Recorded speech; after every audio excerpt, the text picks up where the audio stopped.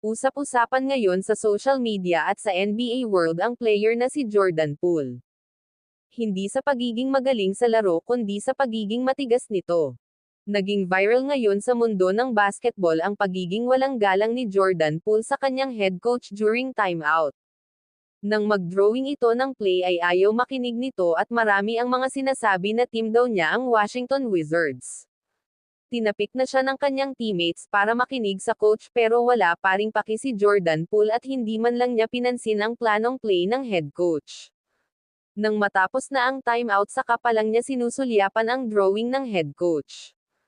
Kaya maraming NBA fans ang nagbigay ng komento hinggil sa inasal niya sa team. May mga nagsasabing may reason talaga daw si Draymond Green kung bakit niya sinuntok si Jordan Poole noon during sa practice ng Warriors. May mga nagsasabi ring 4 years hinandle ng Golden State Warriors ang